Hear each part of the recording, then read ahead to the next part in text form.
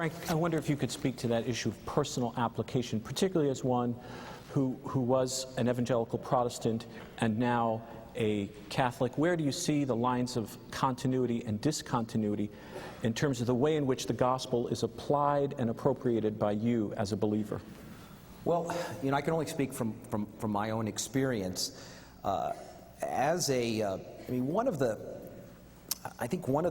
the difficulties that I faced when going through this sort of personal journey from Catholicism to evangelicalism and back is I was a young Catholic, and I didn't really know Catholicism. In fact, when I really only studied Catholicism when I became an evangelical Protestant, and there I read a lot of things by evangelical Protestants that turned out not to be quite accurate. On the other hand, now as a Catholic, I read things about Catholicism by Catholics, or about evangelical Protestantism by Catholics, that isn't very accurate about that. So one of the things that I've had to face is that sometimes when you read other people's literature, you have to understand that literature the way they read it. So, for instance, recently, I think it was Dominus Jesus, which is a document that was issued by Cardinal Ratzinger before he was Pope Benedict XVI, and he talked about that Protestant churches aren't really churches. I mean, now a lot of people were offended by that.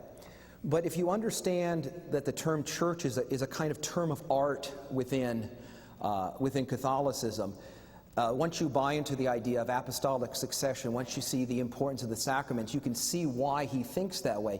Just like a Baptist doesn't consider infant baptism a real baptism.